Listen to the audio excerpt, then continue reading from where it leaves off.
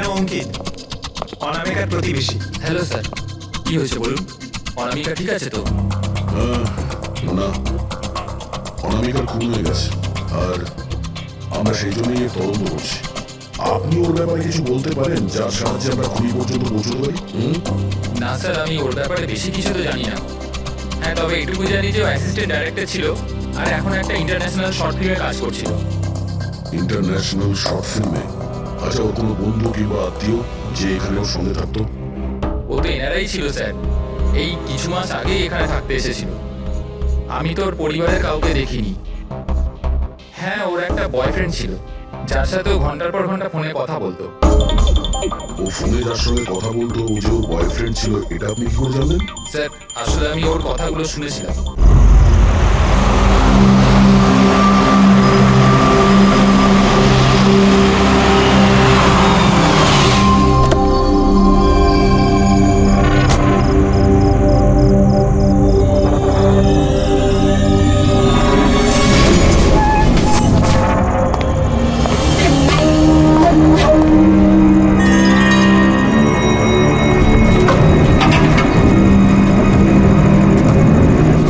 এরকম হতে পারে না।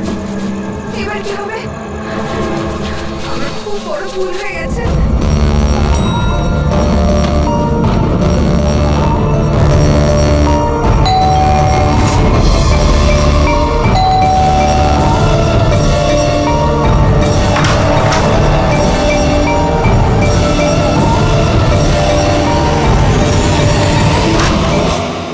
এদিকে এসো, এদিকে এসো।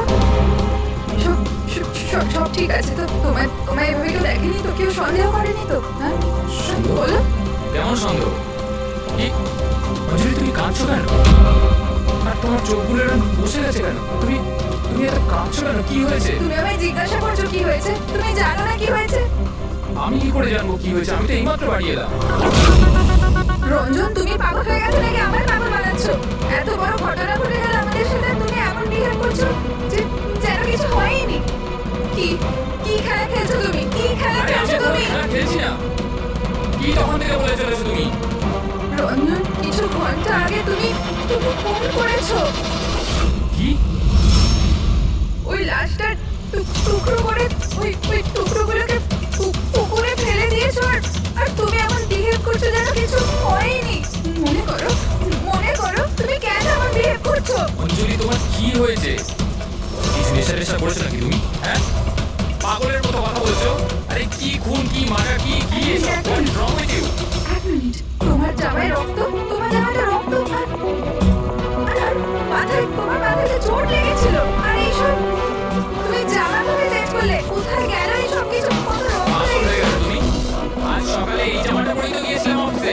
এখন টায়ার্ড হয়ে এত রাতে অফিস থেকে বাড়ি এসেছি, টেনশনে রয়েছে, তুমি উল্টো পাল্টা বলে যাচ্ছ, ইরিটেট করছো আমাকে। আর এইসব কি গল্প তৈরি করছো খুন টুনের? হ্যাঁ, রঞ্জন, ভালো করে মনে করো। হ্যাঁ, তুমি আমায় কল করেছিলে আর তুমি খুব ঘাবড়েছিলে। রঞ্জন, তুমি কাঁদছো কেন? সব ঠিক আছে তো? তখনই তুমি নিচে আসতে বলে, আর সাথে টুল বক্স আর পরিষ্কার করা কাপড়ও নিয়ে যেতে বলেছিলে। অঞ্জলি, রঞ্জন, এটা কি করে হলো? এত রক্ত, এই চোট, আর তুমি এইসব জিনিস কেন আমাকে আনতে বললে? অফিস থেকে গাড়ি করে বাড়ি আসছিলাম, তো রাস্তায় একটা মেয়ে আমার থেকে লিফট চাইলো। আমি ওর সাহায্য করতে গেলাম, তো আমার উপর হামলা করে দিল, আমার উপর। আর আমি নিজেকে বাঁচানোর জন্য আমি ওর খুন করে দিয়েছি। অঞ্জলি, আমাদের এই লাশটাকে কোথাও একটা লুকাতেই হবে। ওই লাশটা আমরা শহরের বাইরে একটা পুকুরের কাছে নিয়ে গেলাম।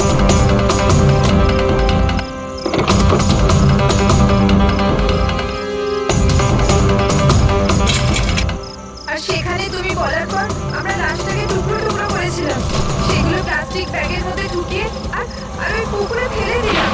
আর তারপরে তুমি আমার বাড়িতে ড্রপ করে দিলে, আর তুমি বলেছিলে যে তুমি একটু পরেই বাড়ি চলে আসবে।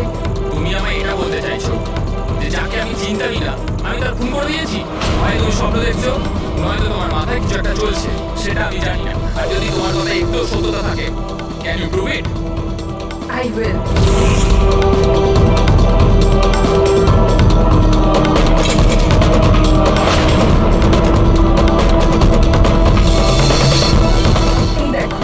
এই দেখো, এবার বলো, রূপ চেয়েছিলে না তুমি?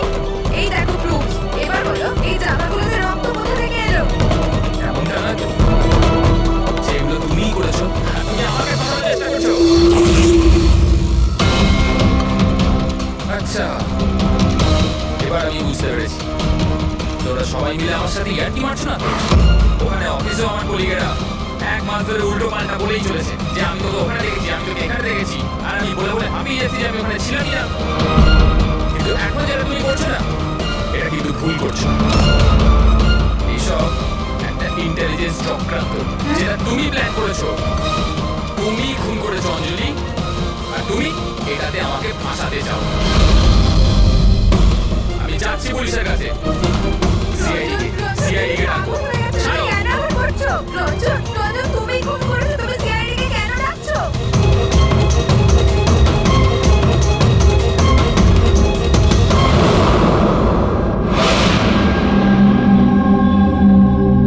তার মানে আপনি বলতে চাইছেন যে আপনি আপনার স্বামী মানে এনার সাথে মিলে একটা মেয়ের লাশ এই শহরের বাইরে মানে একটা লেকে ফেলেছেন? হ্যাঁ স্যার, আমি এটাই বলছি। আর এই সব কিছু আমি ওর বলাতেই করেছি। কিন্তু আপনার স্বামী তো বলছেন এই কিছু জানেনই না। ইনফ্যাক্ট উনি আমাদের এখানে ডেকেছেন।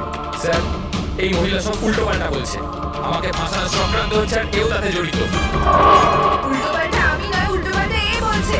প্রথমে নিজের দোষ ঢাকার জন্য আমাকে দিয়ে এই সব কিছু করিয়েছে, আর এখন এখন নিজেই না বলছে। স্যার, আমি আপনাকে সত্যি কথা বলছি। আমি বলেছিলাম না যে আমার হ্যাঁ, ওই একই রকম দেখতে লোকের কথা।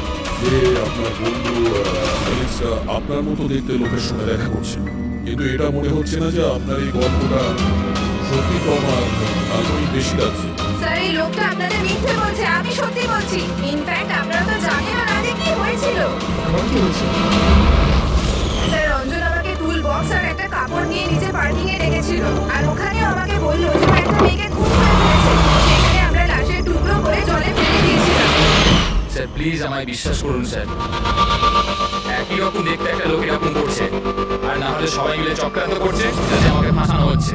1 মিনিট এক সময়ের জন্য চুপ থাকুন, আর আপনি আপনার গাড়ি চাবিটা দিন এখনই এই মুহূর্তে, আর এখান থেকে লিখে যাব। একবারে এভিডেন্স ফরেন্সিক ল্যাবে যান, তাহলে আমরা জেনে যাবো যে আপনাদের দুজনের মধ্যে কে সত্যি বলছে আর কে মিথ্যে বলছে।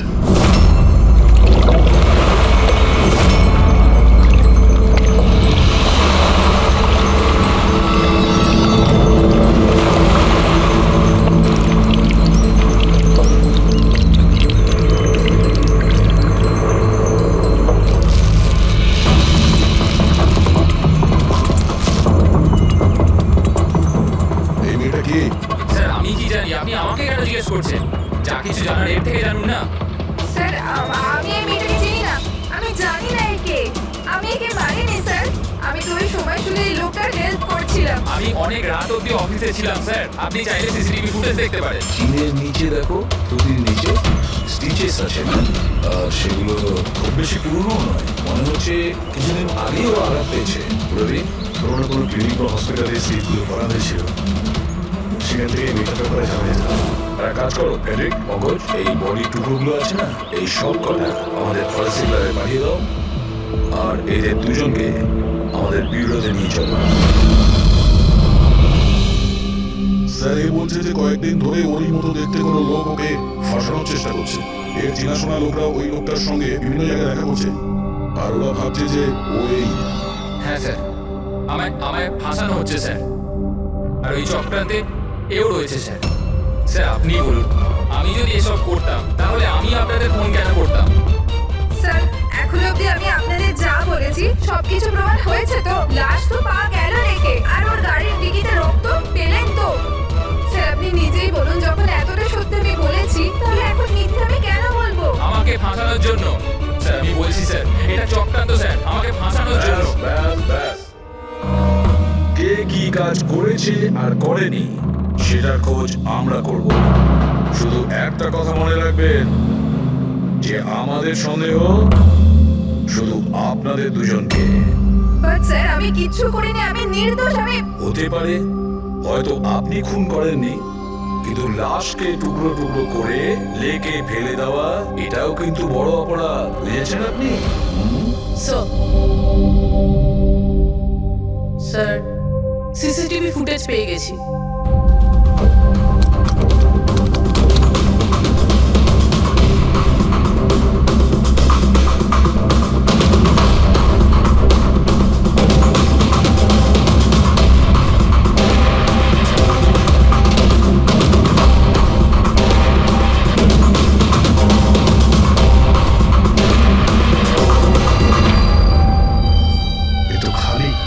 স্যার আমি সত্যি কথা বলছি, আমার বিশ্বাস করুন, আমি ছিলাম অফিসে। আমি বুঝতে পারছি না কেন আমার দেখা যাচ্ছে না স্যার। মিস্টার রঞ্জন, আইন বিশ্বাসের উপর চলে না, প্রমাণ চাই। আপনার অফিসের যে ফুটেজ ছিল সবার সামনে, আপনি ওখানে নেই, তার মানে এটাই হচ্ছে যে আপনার মিসেস যেটা বলছে সেটাই সত্যি। না না স্যার, আমি সত্যি কথা বলছি স্যার, আমি অফিসেই ছিলাম। আমি বুঝতে পারছি না যে কিভাবে হলো। হ্যাঁ, কিন্তু আপনার অফিস ফাঁকা দেখাচ্ছে কেন? Sir, Ranjani company CEO. এই ফ্লোরে শুধু ওই থাকে। ও ছাড়া একজন পিয়নও আছে। সে সেদিনকে ছুটিতে ছিল। আচ্ছা, রঞ্জন বাবু ঠিক ওই দিনেই আপনার পিয়ন অ্যাবসেন্ট কেন? স্যার আমি সত্যি বলছি স্যার, আমি অফিসে ছিলাম। মিস্টার রঞ্জন, নিজেকে নিরপরাধী প্রমাণ করবার জন্য কোনো রকম প্রমাণ আপনার কাছে নেই। আরে কুন্দন, ভালো হয়েছে তুই এসে গেছিস। ভাই, এরা বলছে যে আমি কারো খুন করেছি। আরে আমি কাউকে কিভাবে মারতে পারি বল না, বোঝা না ভাই। এ করতে পারে না স্যার। স্যার এই জীবনে একটা মাছি পর্যন্ত মারেনি। হ্যাঁ, এটা ঠিক যে ও মাঝে মাঝে খুব রেগে যায়, রাগকে কন্ট্রোল করতে পারে না। হ্যাঁ স্যার, অনেকদিন ধরেই চিকিৎসা চলছে ও। ওষুধপত্রও খান রঞ্জন দাদা, কিন্তু কখনো কখনো যদি ওষুধ খেতে ভুলে যায় তাহলে নিজেকে সামলাতে পারে না। এই কথাটা তুমি আমাদের কেন বলনি? স্যার আমি ওই শুধু আপনাকে নয়, কাউকে হয়তো বলেনি কথা। আমার ক্ষমতা চলতো তো তাই বিয়েটা হতেই দিতাম না। আমি তো আমার মেয়ের কাছে হেরে বসে আছি। এই লোকটা তো একটা সাইকো সাইকো। এই রঞ্জন একজন মানসিক রোগী। এর পার্সোনালিটি ডিসঅর্ডার আছে। এর মাথা তো সেটাই মনে রাখে যেটা ও মনে রাখতে চায়। বাকি সমস্ত কথা তো এ ভুলে যায়। হতে পারে স্যার যে খুনটা এই করেছে আর ভুলে গেছে। ব্যাপারটা হচ্ছে যে আমি আগে অসুস্থ ছিলাম, কিন্তু তারপর আমি ঠিক হয়ে গেছিলাম। আপনি এরকম কেন বলছেন? কুন্দন, কুন্দন তুই বল, আমি সত্যি বলছি কিনা। যদি আপনি বলুন না। আরে তুমি বলো না। আপনারা আমায় এভাবে কেন দেখছেন? আরে আমি সাইকো নই, আমি অসুস্থ নই, কোনো মানসিক রোগ নেই আমার, একদম ঠিক আছি আমি। আরে বলো না, বলো না। বাস, অনেক হয়েছে। এটা তোমার বাড়ি নয়, বিউগো। এই নাটক এখানে চলবে না। একটা কাজ করো, পাশের ঘরে গিয়ে এনাদের বসাও। যান। ওই দিকটা যান যান। সমস্ত প্রমাণ ওই রঞ্জনের বিরুদ্ধে, আর তাছাড়াও ওর আচরণটা ঠিক নেই। কিন্তু বুঝে উঠতে পারছি না, জানি না কেন আবার এই ব্যাপারটা এড়িয়েও যেতে পারছি না। ও বারবার আমাদেরকে বলছে যে অফিসের সিসিটিভি ফুটেজটা চেক করুন। আমি অফিসে ছিলাম। এতটা জোর দিয়ে কেউ বলতে পারে না। আরো একটা ব্যাপার স্যার, ফোন ওই করেছিল। কোনো খুনি এরকম কেন করবে? আর স্যার ওই ডিসোসিয়েটিভ পার্সোনালিটি ডিসঅর্ডার। হয়তো খুনটা করেছে আর তারপর ভুলে গেছে। এই রোগটাতে এরকমই হয় স্যার। হতে পারে, এটা হতেই পারে। একটা কাজ করি আমরা, এই যে সিসিটিভি ফুটেজ আছে না, এটাকে ল্যাবে পাঠাই। চেক করে দেখি এই ফুটেজটা কেউ কোনোভাবে এডিট করে চেঞ্জ করেছে কিনা। আর স্যার ওই একই রকম দেখতে ব্যাপারটা। ও এটা বলছে যে ওর বন্ধুরা ওর মতো দেখতে লোকটাকে দেখেছে, আর ওই লোকটা ওর বন্ধুগুলোকে চিনতেও পারেনি। চলো ওর বন্ধুদের সাথে কথা বলি, জিজ্ঞাসাবাদ করি, জেরা করি, তারপর দেখি ওদের কথায় কতটা সত্যি আছে। স্যার হতে পারে এই চোটালি আর কুন্দন রঞ্জনের শুভাকাঙ্ক্ষী হওয়ার চেষ্টা করছে। হয়তো তা নয়। আর এদিকে শায়লা, উনি তো চানই এই দোষটা রঞ্জনের ওপর আসুক, যাতে ওনার মেয়েকে আর এই বিয়েটা করতে না হয়। স্যার, স্যার যে মেয়েটা মারা গেছে ওর ফটো হসপিটালের ক্লিনিকে পাঠিয়ে দিয়েছি। ওকে শনাক্ত করা হয়েছে। ওর নাম হলো অনামিকা। দুদিন আগেই ওখানে গিয়েছিল ওর আঘাত দেখাতে। অনামিকা, অনামিকা, এই অনামিকার পুরো ফোন রেকর্ড চেক করো। খোঁজ নাও এ কোথায় থাকতো, কি করতো, এর সঙ্গে রঞ্জনের কি সম্পর্ক ছিল।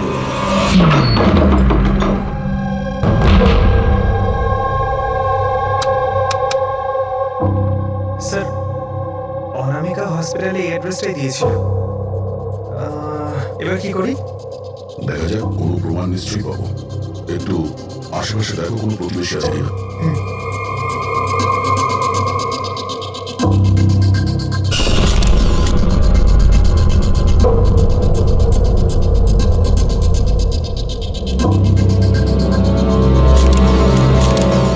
স্যার, হ্যাঁ, এটা অঙ্কিত, অনামিকার প্রতিবেশী। হ্যালো স্যার, কি হয়েছে বলুন?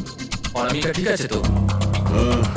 না, অনামিকার খুন হয়ে গেছে আর আমরা সেই জন্যই এর তদন্ত করছি। আপনি ওর ব্যাপারে কিছু বলতে পারেন যার সাহায্যে আমরা খুনি পর্যন্ত পৌঁছতে পারি? না স্যার, আমি ওর ব্যাপারে বেশি কিছু তো জানি না। হ্যাঁ, তবে এটুকু জানি যে ও অ্যাসিস্ট্যান্ট ডাইরেক্টর ছিল আর এখন একটা ইন্টারন্যাশনাল শর্ট ফিল্মে কাজ করছিল। ইন্টারন্যাশনাল শর্ট ফিল্মে? আচ্ছা, ওর কোনো বন্ধু কিংবা আত্মীয় যে এখানে ওর সঙ্গে থাকতো? ও তো এনারাই ছিল স্যার, এই কিছু মাস আগে এখানে থাকতে এসেছিল। আমি তো ওর পরিবারের কাউকে দেখিনি। হ্যাঁ, ওর একটা বয়ফ্রেন্ড ছিল যার সাথে ও ঘন্টার পর ঘন্টা ফোনে কথা বলতো। ও ফোনে যার সঙ্গে কথা বলতো ও যে ওর বয়ফ্রেন্ড ছিল, এটা আপনি কি করে জানলেন? স্যার, আসলে আমি ওর কথাগুলো শুনেছিলাম। ও ব্যালকনিতে দাঁড়িয়ে ওর সাথে খুব জোরে জোরে কথা বলতো অনেকক্ষণ। আর ওদের কথা শুনে মনে হতো স্যার ওর বয়ফ্রেন্ড ভালো লোক নয়। ঝগড়া হতো খুব দুজনের। কথা শুনে মনে হতো নিজেদের মধ্যে মারপিটও করে। ইনফ্যাক্ট এই দুদিন আগেই ওরা নিজেদের মধ্যে মারপিট করেছে। ওর মুখেতে সেলাইও পড়েছিল আর ওর চোখেও আঘাত লেগেছিল স্যার। আপনি দেখেছেন ওর বয়ফ্রেন্ডকে? আমি স্যার ওকে কখনো দেখিনি, কিন্তু ওর নামটা জানি স্যার। আচ্ছা, কি নাম কি ওর? রঞ্জন। রঞ্জন?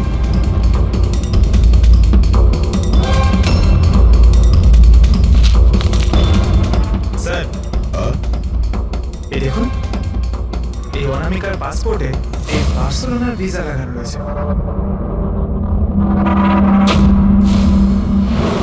বার্সেলোনা? এটা স্পেনে যেতে চাইছিল নাকি? স্যার, অনামিকা স্পেন থেকে এসেছিল স্যার। আমি ওদের কথা শুনেছিলাম। স্যার, ও বিরক্ত হয়ে গেছিল রঞ্জনের জন্য। সারা জীবনের জন্য স্পেন ফিরে যেতে চাইছিল।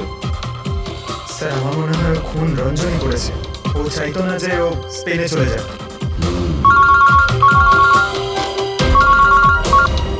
হ্যালো? স্যার, অনামিকার ফোন রেকর্ডস পাওয়া গেছে। একটা নম্বরে যেটাতে ও সবচেয়ে বেশি কথা বলতো সেটা রঞ্জনের কোম্পানির নামে রেজিস্টার্ড আছে। ও রঞ্জন, একটা কাজ করো, অনামিকার ফোনের শেষ লোকেশনটা কোথায় ছিল সেটা বার করো। এ অনামিকা কাল রাত্রে আপনার হোটেলে ছিল? I am not sure sir, ছিল না? আমার তো মনে হয় না। ঠিক আছে, আমাদের আপনার হোটেলের সিসিটিভি ফুটেজটা চেক করতে হবে। Sure sir.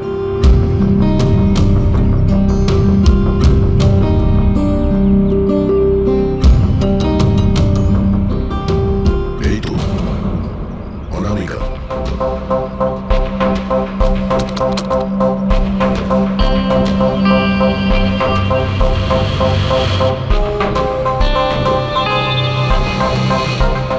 এটা কি ব্যাপার?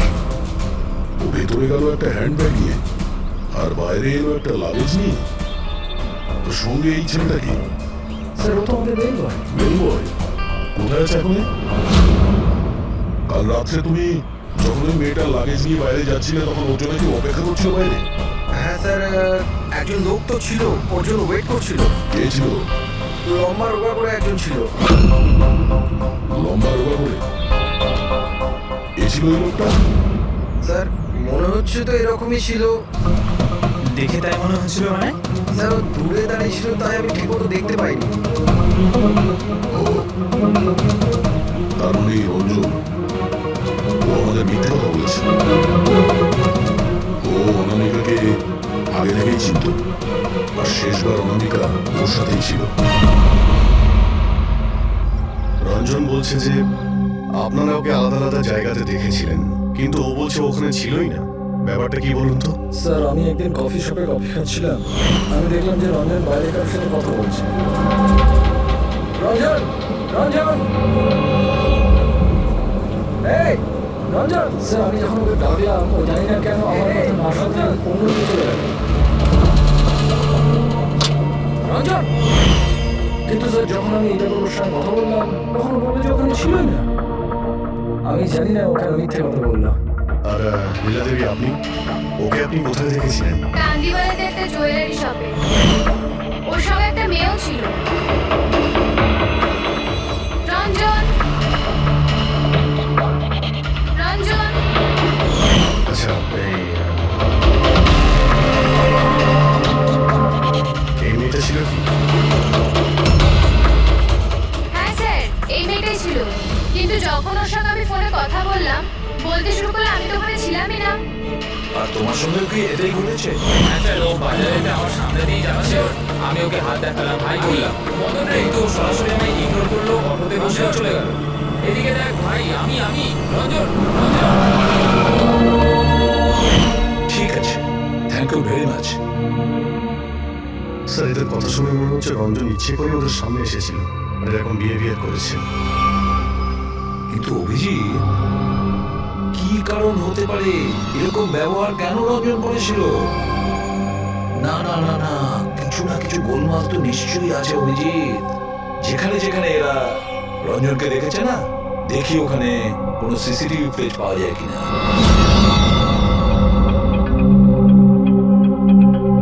স্যার এখানে দেখুন। হ্যাঁ সালুকে বস, কি পেলে? এই অস্ত্রের উপর আর কাপড়ে যে রক্ত পাওয়া গেছে সেটা অনামিকারই। মনে হচ্ছে অঞ্জলি সত্যি বলেছে। এটার ব্যবহার অনামিকাকে খুন করার জন্য আরো লাশটা লুকানোর জন্য করা হয়েছে। আচ্ছা, রঞ্জনের বিরুদ্ধে কোনো প্রমাণ? হ্যাঁ স্যার, রঞ্জনের ফিঙ্গারপ্রিন্টস পাওয়া গেছে। একটা তো এই টুল বক্সে, আর দ্বিতীয়টা গাড়ির ডিকিতে, যেখানে অনামিকার রক্তও পাওয়া গিয়েছিল। তার মানে রঞ্জন অঞ্জলির সঙ্গে ছিল। এটা তো খুব সহজ সরল প্রমাণ। অঞ্জলি সত্যি কথা বলা আর রঞ্জনকে খুনি প্রমাণ করা। কিন্তু বস, আরো অনেক কিছু পাওয়া গেছে। কি? স্যার, আমরা একটা বিশেষ ধরনের পলিমার আর সিলিকনের ট্রেসেসও পেয়েছি, যেটা সাধারণত অদ্ভুত ব্যাপার। সিলিকন আর পলিমার, এটা তো সত্যি অদ্ভুত ব্যাপার। আরো একটা বিশেষ কথা দেখাচ্ছি, এসো। এই কেমিক্যাল বস, এই বিশেষ কেমিক্যালটা আমরা সব জায়গায় পেয়েছি, কাপড়ে, টুল বক্সে, অস্ত্রের উপর, সব জায়গায়। আর এটা ছাড়া এই দেখো, এই কিছু সায়ানাইড, কিছুটা ক্লোরাইড, এইসব কেমিক্যাল। সবচেয়ে বড় কথা হচ্ছে এই যতগুলো কেমিক্যাল আছে এই সিচুয়েশনে এখানে এগুলো থাকাই উচিত না। রঞ্জন, এই রঞ্জনের স্বাধীন থাকা চলবে না। রঞ্জনের একা থাকা খুবই বিপজ্জনক। অনামিকার প্রতিবেশীরা বলছে যে তুমি অনামিকার বয়ফ্রেন্ড। না স্যার, কিন্তু তুমি ওকে অনেক মারধর করতে। না না, এটা একদম মিথ্যে স্যার, ভুল কথা বলো। লোকে আমার নামে বিভিন্ন কথা বলে বেড়ায়, কিন্তু সত্যিটা তো হলো যে আমি কোনো অনামিকাকে চিনি না। আচ্ছা, এই তোমার ক্রেডিট কার্ডের বিলস এগুলো তো ছিল না? এই দেখো, এই অনামিকার বার্সেলোনার ফ্লাইটের টিকিট তোমার ক্রেডিট কার্ড থেকে কেনা হয়েছে। আর ও যে নাম্বারটায় ঘন্টার পর ঘন্টা কথা বলতো সেটা তোমার কোম্পানির নামে রেজিস্টার করা আছে। আর সব থেকে বড় কথা, তোমার গাড়ির ডিকিতে অনামিকার রক্তের ছাপ পাওয়া গেছে। আর তুমি কি মনে করছো যে আমরা এরও কথা শুনে তোমার উপর দোষ চাপাচ্ছি? এই সমস্ত প্রমাণই যথেষ্ট এটা প্রমাণ করার জন্য যে তুমি অনামিকাকে খুন করেছো। না স্যার, আমি কারোর খুন টুন করিনি।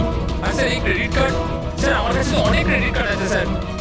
আর স্যার, আমি আজ অব্দি আমার ক্রেডিট কার্ড দিয়ে কখনো বার্সেলোনার টিকিট বুক করিনি। তাহলে উল্টোপাল্টা কথা বলা বন্ধ করো রঞ্জন। অনামিকা তোমার গার্লফ্রেন্ড ছিল আর তোমার জন্য বিপদ হয়ে দাঁড়িয়েছিল, আর ওর হাত থেকে মুক্তি পাওয়ার জন্য তুমি ওকে খুন করে দিলে। আর শুধু খুন করলে না, তার সাথে আমাকেও ফাঁসিয়ে দিলে। না, আমি এরকম করিনি অঞ্জলি, আমার কথাটা বোঝার চেষ্টা করো তুমি। বৌদি, মানছি যে সমস্ত প্রমাণ এটাই ইঙ্গিত করছে যে রঞ্জনী খুনটা করেছে, কিন্তু কিছু প্রমাণিত হয়নি এখন। আপনারা প্লিজ আমাদের কাজ করতে দিন। দেখো অর্জুন, তোমার নির্দোষ হওয়ার কোনো প্রমাণ তোমার কাছে নেই। আর খুনের সময় তুমি কোথায় ছিলে এর কোনো সাক্ষীও নেই। আর তোমার ওই অফিসে সিসিটিভি ক্যামেরা ফুটেজ, ওর মধ্যে তুমি উধাও। অনামিকার হোটেলের বাইরে তোমার গাড়ি দাঁড়িয়ে থাকা, তোমার গাড়ির ডিকিতে অনামিকার রক্ত পাওয়া, ফোন রেকর্ড, ক্রেডিট কার্ড বিলস। তোমার বাঁচার আর কোনো রাস্তা নেই। এই একই রকম দেখতে অ্যাঙ্গেলটা একবার পরিষ্কার হয়ে যাক, তারপর তোমাকে অ্যারেস্ট না করার কোনো কারণ আমাদের কাছে থাকবে না। ততক্ষণের জন্য তুমি এখানে নিজের বাড়িতেই নজরবন্দি থাকবে, ফ্রেডির তত্ত্বাবধানে। আর আপনারা তদন্ত শেষ না হওয়া পর্যন্ত আপনাদের মধ্যে কেউ এখান থেকে যাবে না। ফ্রেডি, নজর রেখো। Sir, sir please sir, sir আমার কথাটা বোঝার চেষ্টা করুন, আমি কিচ্ছু করিনি। পূর্বী, তুমি কি বলছো তুমি খেয়াল করেছো? হ্যাঁ স্যার, স্যার ইমেজ ফরেন্সিক এক্সপার্টরা কনফার্ম করেছে এই রঞ্জনের ফুটেজের সাথে এডিট করা হয়েছে। এই ফুটেজটায় কিছু আউট অফ ফোকাস ব্যাপার আছে, যেটা থেকে এটা প্রুফ হয় যে এখানে কেউ একজন ছিল, যেটাকে খুবই ভালোভাবে ডিলিট করা হয়েছে। অন্য আর কেউ নয়, ও রঞ্জনই হয়। তার মানে ওই একই রকম দেখতে গল্পটা সত্যি। অনামিকার খুনের সময় ও অফিসে ছিল, তাহলে ওর খুন কি করে করবে? একটাই লোক একই সময়ে দু জায়গায় কি করে হতে পারে? স্যার স্যার সেই সব সিসিটিভি ফুটেজ পেয়ে গেছি যেখানে রঞ্জনের বন্ধুরা রঞ্জনকে দেখেছি। কফি শপ, জুয়েলারি শপ আর মার্কেটে। দরজা খোলো, বাইরে বেরোতে দাও। আরে কেন আমাকে আটকে রেখেছো? খোলো, আমি বলছি খুলে দাও। এটা কি হচ্ছে? ওর আবার আগের মতো অবস্থা নেই তো? খোলো, সে কি? তাহলে তো ওনাকে খাওয়াতে হবে নিশ্চয়ই উপায় থাকবে। শুধু একটাই ওষুধ আছে, ঘুমের ইনজেকশন। খোলো, আমি বলছি দরজাটা খোলো। আরে এইভাবে কেউ কাউকে আটকে রাখে নাকি? আমার তো খুব ভয় লাগছে। ওই দরজা ভেঙে মাথা দাও। খারাপ হয়ে গেলে কিছু করে দেবে না তো? সব প্যাকেটটা রং পরীক্ষা নিয়ে দেখছি। আরে কেন আটকে রেখেছো আমায়?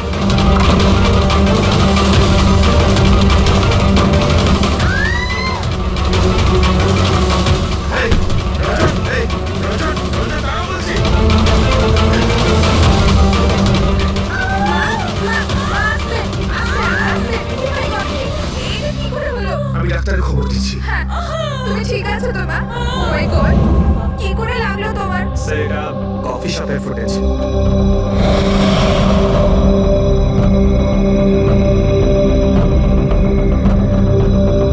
স্যার এবার জুয়েলারি শপ।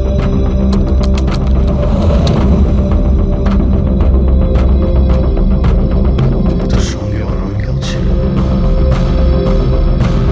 এখনো পর্যন্ত সবকিছু তো নর্মাল লাগছে।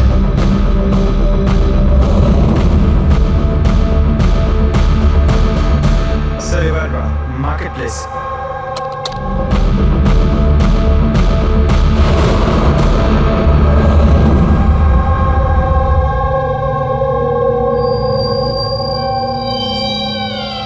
পঙ্কজ, একটু রিওয়াইন্ড করো। হ্যাঁ, আগে ওই রঞ্জনকে জুম করো।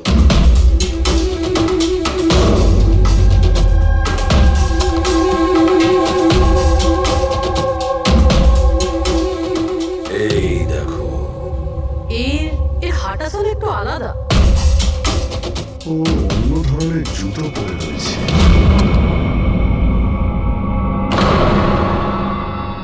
কিন্তু এটা কি? দয়া ওয়াকিং বুট পরেছে, ওয়াকিং বুট। যার পায়ের হাড়ে কোনো প্রবলেম থাকে না, সে ওই ওয়াকিং বুট পরে।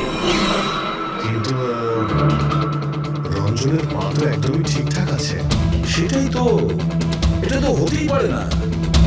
তাহলে ও কি? আচ্ছা লোকে বলো, কি এখনই? আচ্ছা ঠিক আছে, আমি আসছি। শাহরুখের ফরেন্সিক ল্যাবে ডেকেছে, এখনই যেতে হবে। চলো। হ্যাঁ বেটি, বলো কি বলে তুমি? ঠিক আছে, হ্যাঁ ওখানেই থেকো। ফ্রেডরিক বলছিল রঞ্জন পালিয়ে গেছে শালার উপর আঘাত করে। কিন্তু ফ্রেডি তো ছিল ওখানে। সেটাই তো। একটা কাজ করো দাদা, তুমি আর পঙ্কজ ওখানে চলে যাও, আমরা ফরেন্সিক ল্যাবে যাচ্ছি। আচ্ছা শাহরুখে, তুমি রঞ্জনকে গ্রেফতার করতে বারণ করেছিলে, ব্যাস ও তো ওদেরকে আঘাত করে পালিয়ে গেছে। আর তুমি এখানে এসব কি করছো? এখানে এখানে এরকম মিউজিয়াম সাজিয়েছো কেন? মিউজিয়াম নয় বস, তাহলে? এটা হচ্ছে সেই ধাঁধাটার জবাব যেটা আমরা সলভ করতে পারি। হ্যাঁ, রঞ্জন পালিয়ে যাওয়াতে আমার খুব আফসোস হয়েছে, কিন্তু আই এম শিওর তোমরা ওকে ঠিক ধরে ফেলবে। তোমাদের মনে আছে ওই যে কেমিক্যালটা আমরা ক্রাইম স্পটে পেয়েছিলাম? তো তার সঙ্গে ওর কি সম্পর্ক? সেটা আমি আপনাদেরকে বলছি। আপনি কে? এ হচ্ছে জগৎ। এক মিনিট, সবকিছু বুঝতে পারবে বস। বেহুল, হাই স্যার। এবার এর সঙ্গে আমার এই কেসের কি সম্পর্ক? আপনারা ওর সাথে একটু মন দিয়ে কথা বলুন, দেখুন সবকিছু জানতে পারবেন। এটা বলুন তো যে আপনি কে, আর এই কেসের সঙ্গে আপনার কি সম্পর্ক? এক মিনিট। এনার চোখগুলো দেখে তো কেমন যেন একটা মনে হচ্ছে। শুধু চোখই নয়, এনার তো পুরো মুখের মধ্যে কিছু।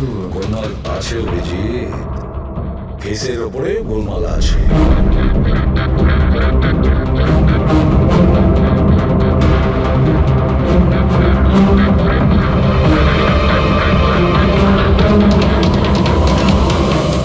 ও থ্যাংক ইউ বেহুল। এটা কি? আমি বলছি বস, ওই কেমিক্যালস যেটা ক্রাইম স্পটে পাওয়া গেছিল, আসলে ওই কেমিক্যালটা এই ধরনের মাস্ক আর নকল রক্ত তৈরি করতে কাজে লাগে। বিশেষ করে এই সিলিকন মাস্ক, যেটা এই সিনেমাতে ব্যবহার হয়। সব থেকে বড় ব্যাপার হচ্ছে এর মধ্যে চোখের পাতা থাকে না, আর চোখের জন্য এখানে গর্ত একটা থাকে আসল মুখের মতো, যাতে যে এটা পড়বে তার আসল চোখটা এই গর্ত থেকে বেরিয়ে এসে যাতেও দেখতে পায়। আর স্যার, এটাকে বানানো কিন্তু অত সহজ নয়। হাই কোয়ালিটি সিলিকন আর পারদর্শী লোকই এটা বানাতে পারে। লেটেস্ট টেকনিকের জন্য স্যার, এটা যে পড়বে তার যে মুখের ভাব, সেটাই মাস্কে ফুটে উঠবে। এর থেকে তো একটা কথা পরিষ্কার হলো যে কেউ রঞ্জনের মতো দেখতে হুবহু একটা মুখোশ বানিয়েছে, একটা মাস্ক বানিয়েছে। রঞ্জনের মতো হাইটের কেউ ওই মুখের মতো কোনো মাস্ক বানিয়েছিল আর লোকে তার বোকা বানাচ্ছিল। আর সেই জন্যই সবাইকেও দূর থেকে দেখা দিয়েছিল, কারণ যদি কাছে আসতো তাহলে সবাই বুঝে যেত কোনো মাস্ক পরে আছে। আর স্যার অঞ্জলি, ও তোর সাথেই ছিল, ওর সাথে কথাও হয়েছে, ওর সাথে লাশটা লুকোনোর চেষ্টা করেছে। ওর মুখে রক্তও লেগেছিল, আর ওখানে লাশগুলোকে কাটছিল আর লুকিয়ে রাখার চেষ্টাও করেছিল, তাই হয়তো তাড়াহুড়োতে কোনো খেয়ালই করেনি। আর তাছাড়াও এই যে একই রকম দেখতে না, নিশ্চয়ই ওর পায়ের হয়ে ওর প্রবলেম ছিল, তাই ও ওয়াকিং বুট পরেছিল। আর এই মাস্ক তৈরি করাও এত সহজ নয়। স্যার, এই মাস্ক ফিল্ম প্রজেক্টে কাজে লাগে। হ্যাঁ, তবে এটুকু জানি যে ও অ্যাসিস্ট্যান্ট ডাইরেক্টর ছিল আর এখন একটা ইন্টারন্যাশনাল শর্ট ফিল্মে কাজ করছে। স্যার, দয়া বলছিল যে অনামিকা ও নাকি কোনো ইন্টারন্যাশনাল শর্ট ফিল্মে কাজ করছিল। ওর পক্ষে এগুলো করা তো খুবই সহজ। তার মানে ও রঞ্জনের গার্লফ্রেন্ড ছিল না, ওকে নিজেরই খুলে ফাঁসানোর চেষ্টা করেছিল। সেই জন্যই ও গ্রেলবার্গকে গাড়ি উঠতে নিয়ে গিয়েছিল। সে নিজের প্রতিবেশীর সামনে রঞ্জনের সাথে ফোনে কথা বলার নাটক করেছিল।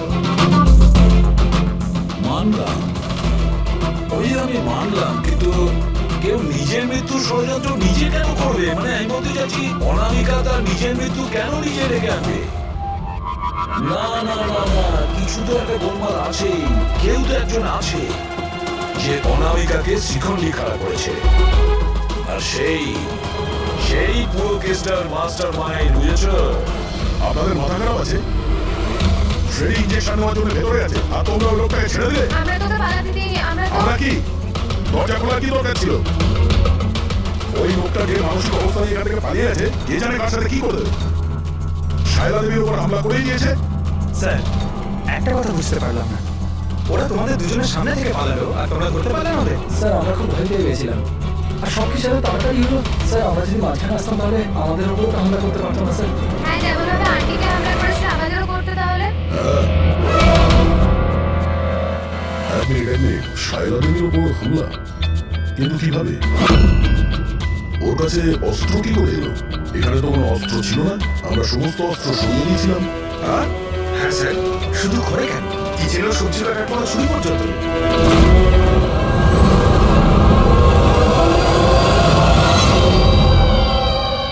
স্যার, এ হলো আমাদের প্রোডাকশন হাউসের মেকআপ আর্টিস্ট, আর স্যার এই মাস্ক বানাতেও এক্সপার্ট। তুমি অনামিকার জন্য মাস্ক বানিয়েছিলে, তাই না? বানিয়েছিলে কিনা? হ্যাঁ স্যার, উনি আমাকে টাকা দিয়েছিলেন, আর এটা তো আমার কাজই স্যার। তাহলে এটাও বলে গেল যে কাজটা কার জন্য করেছিল, এই মাস্কটা কার পড়ার কথা ছিল। বলো বলো, তাড়াতাড়ি বলো, সময় নেই আমাদের। আর হ্যাঁ, যার মুখে তুমি মাস্ক বানাও তার মাপ নেওয়ার দরকার আছে, ম্যাপিং করার দরকার আছে। হ্যাঁ স্যার। তার জন্য বানিয়েছিল ওই মাস্ক। কে ওই মাস্কটা পরতো? বলো তাড়াতাড়ি।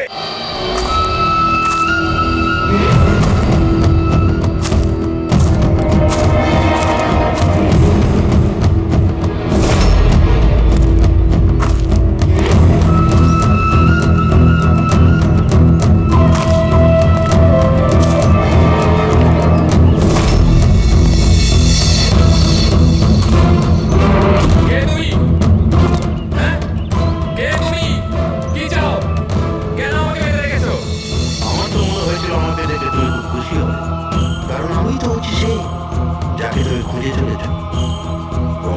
আর এক রূপ। কিন্তু তোমার মুখ তো আমার সাথে মেলে না। কারণ এটাই, আমি তোমার মতো মুখের হাত করে নেই এখন। নাহলে তুমি আমাকে চিনতে পারতে না যে আসল তুমি না আমি। আরেকটা কথা, আমি তোমার আওয়াজে কথাও বলতে পারি। কিন্তু তুমি এমন কেন করছো? যাতে অনামিকার খুনের জন্য তোমার জেল হয়ে যায়। কিন্তু আমার তোমার সাথে কি শত্রুতা? আমি তো তোমাকে চিনি অব্দি না। ওসব জেনে তুমি কি করবে? এখন তো শুধু এইটুকুনি জেনে রাখো যে আমার এত পরিশ্রমে সিআইডি লোকেরা চোট ঢেলে দিয়েছে, আর আমার কাছে শুধুমাত্র এখন একটাই রাস্তা বাকি আছে, যে তোমাকে আমি নিয়ে যাই।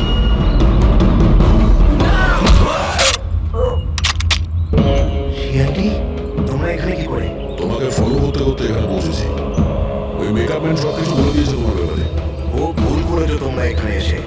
রঞ্জনকে তো আমি কিছুতেই ছাড়তে পারবো না, কারণ আমি ওকে মারবার জন্য কন্ট্যাক্ট নিয়েছি। কিন্তু এখন তোমরা ওর শুনে মরবে।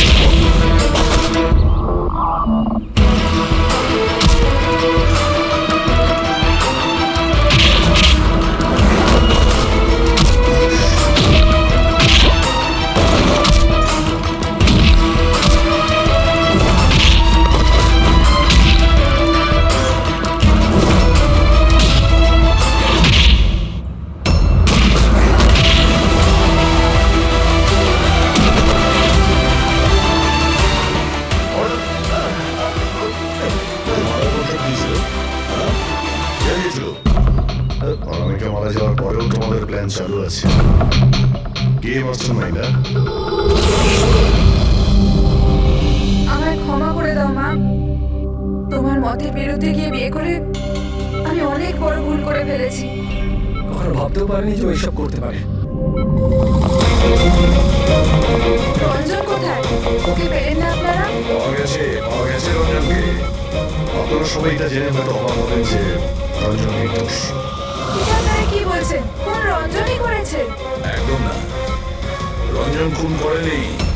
খুন করেছে আপনাদের মধ্যেই কেউ একজন। আমরা? কিন্তু আপনি তো জানেন যে এর সবার উপস্থিতিতেই রঞ্জন আমাকে আঘাত করেছে। কি করে করলো? অনেক কোন জিনিস দিয়ে আপনার উপর আক্রমণ করেছিলেন? আমি বলেছিলাম না যে ও ছুরি দিয়ে আমাকে আঘাত করেছিল। কিন্তু ছুরি তো ছিল না, আমরা সমস্ত অস্ত্র সরিয়ে নিয়েছিলাম। আপনার এই আঘাত ছুরি দিয়ে নয়, বরং নেইল ফাইল, নখ কাটার জন্য যেটা ব্যবহার করা হয়, আপনার এই আঘাত সেটা থেকে লেগেছে। মনে হচ্ছে উনি এখনো কনফিউজড। কোনো ব্যাপার নয়, ওনাকে আমরা সাহায্য করছি। ফ্রেডি,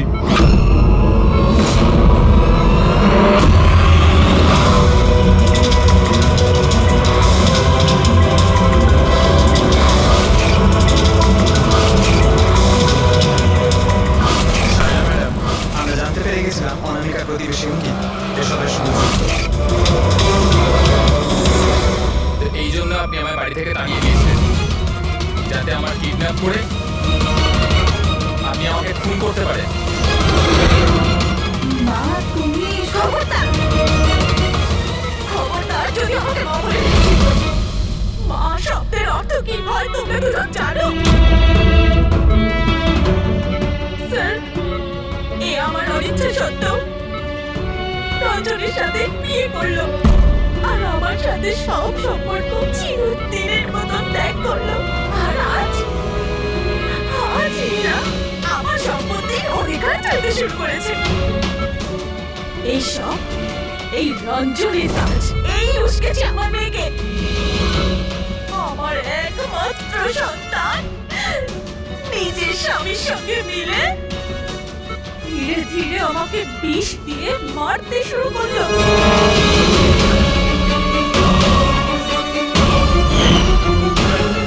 দুবোটা তাড়াতাড়ি করো অঞ্জলি, এটা নিয়ে গিয়ে মায়ের ঘরে রেখে দাও, যাও।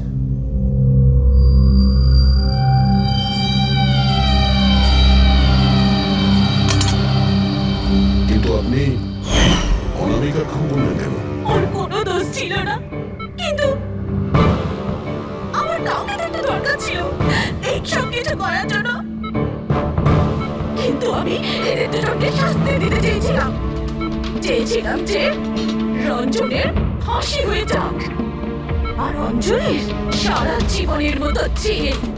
শারদা দেবী, এদের প্রতি আপনার ঘৃণা আপনাকেও এদেরই মতন অপরাধী বানিয়েছে।